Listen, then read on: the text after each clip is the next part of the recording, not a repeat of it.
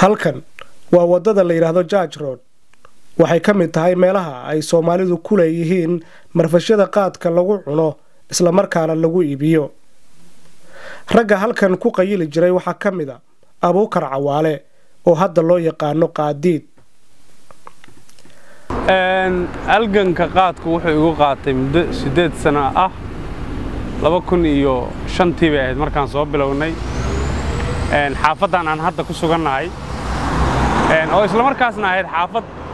7 sano ka horeysay aan ayada laftigeeda ku qayili jiray oo ahayd meel aan oran karo 7 sano life-kayga kamid ah iga qaaday Abuukar inta aanu bilaabin ololihiisa ka dhanka ah qaadka waxa uu kamid ahaa muqayiliin si weyn looga yaqaano marfashyada magaalada London waxa uu qaadku la gaaray heer uusan wax kale ka fakirin oo noloshiisa oo dhan uu ku lumiyo marfashada qaadka lagu iibiyo iyo majlisyada lagu cuno 2004 bishii April bay ahayd meeshan xaafadan hadda aan ku sugannahay meel kamid ah ku qayilay markii gurmadka degdega ah meeshaas ambalaas iga qaaday kadib markii afar toorey laygu dhuftay nin kale oo walaalkay oo qayilay oo asna kolay dhibaatada aan ku wada jirnay Abuukar markii uu ka soo bogsaday dhaawacii gaaray waxa uu markiiba goostay inuu joojiyo qaadka mar haddii uu ka nool yahay wixii gaaray inta aanu dhib intaa ka badan u soo jiidin laakiin waxaan oran karaa tooreydaas nabarkaas igu dhacay ayaa sababay inaan isweydiiyo anigu su'aalo adag inaan isa su'aalo war haddii innaba wax raganimaahay ugu hartay inaan noloshay aan ku socday aan wax ka bedelo alxamdulillah waxaan oran karaa waa ilaahay mahadi Abuukar Cawaale markii uu lugaha kala baxay badweyntii balwada waxa uu go'aansaday inuu naftiisa oo kaliya badbaadin sidoo kale uu caawiyo isla markaana wacyi geliyo dhalinyarada qaadka cunta gaar ahaan kuwa ay asxaabta ahaayeen waxa kamid ah Burhaan Baarbe oo noloshiisu isbedeshay wixii ka dambeeyay markii uu ka soo baxay badweyntii qaadka albalwa balaawa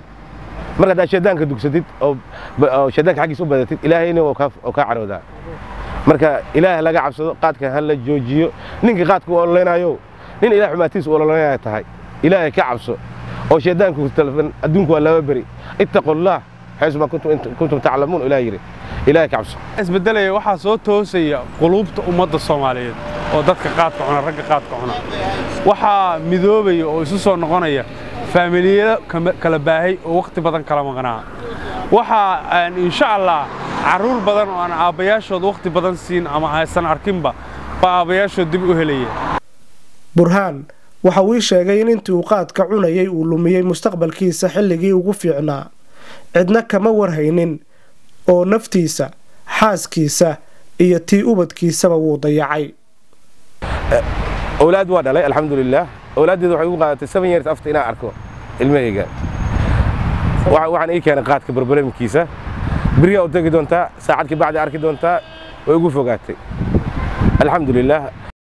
dadka qaar baa waxay u qaataan ninku hadduu qaad cuno qaadka xoogaa waqti dheer in laga samro laga quusto anigu ma aaminsani anigu waxaan aaminsanahay raganimadoodii iyo kartidoodii iyo caqligoodii inay meeshii wali yaallo mugdi iyo dhado iyo ceeriyaamo unba kor fuushay qaadku wato waxaas haddii laga sifeeyana waxaa soo baxaya wiilal karkaraya oo kartile oo Soomaaliyeed oo indhacad oo mar labaad hiigsan kara himiladooda wasaaradda arrimaha gudaha ee dalkan Britain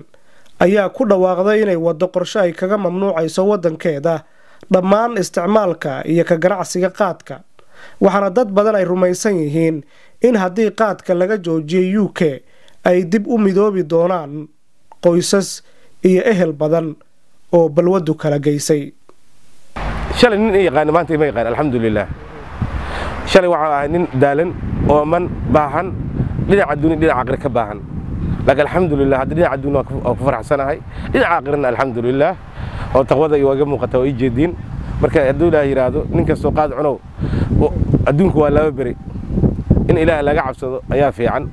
xameetida intay luus gareenne cusbada ama sokorta luus gareenne qaadka jooji the balance-ga qaadka wuxuu dhumiyaa balance-ga dhiiga iyo balance-ga oo dhumiyaa ama cusbada kugu badiyaa mise xaraarka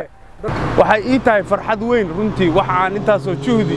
iyo dagaal iyo dhabar adeeg geliyey oo weliba intaan waday laygu daqray meesha laftigeeda xaafaddan haddaan ku sugannahay mar labaad anigoo u ololeynaya qaadka ambalaas haddana iga dhex qaaday wallaahi farxad weyn Soomaalida soo yeetay noqon doontaa because maanta UK markii maxkamad la saaray 25 cunug maalinta UK all UK 15 waa Soomaali haddii noqon 25 Soomaali ciyaalka ragga aabihii lusgaray hooyadii lusgaray wixii dhamaa aabihii hooyada ku mashquulsan tahay hooyadii aabihii jaad ku mashquulsan yahay adduun is daba cararayo oo is ogeyn baabaasanayaan nahay maanta la joojiyay qaadka waxyaabo badan ayaa isbedeli doona insha Allah